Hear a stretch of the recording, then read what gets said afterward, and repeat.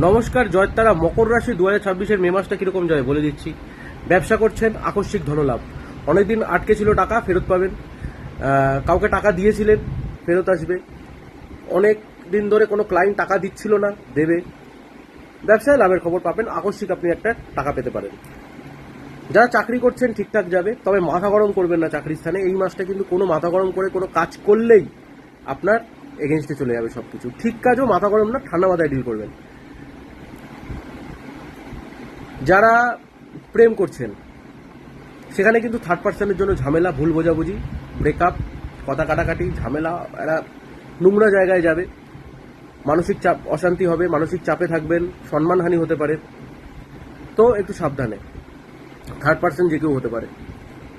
যারা বিয়ে করবেন ভাবছিলেন, পাকা হবে বিয়ের কথা, বিয়ে নিয়ে একটা আলোচনা তো হবে এই মাসে আপনার সাথে।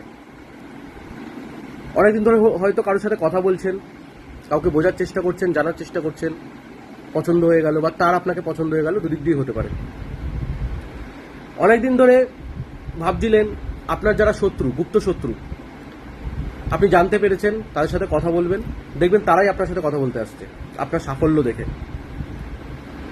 যারা রাজনীতির সাথে যুক্ত, তার জন্য ভালো সময়। এই মাসে আপনার কোনো আত্মীয়র সাথে ঝামেলা হতে পারে, বুঝে শুনে ডিল করবেন, দরকার হলে ইগনোর করবেন। আর নিজের কুণ্ডলি চেক করার জন্য উপর নাম্বারে যোগাযোগ করুন। ধন্যবাদ।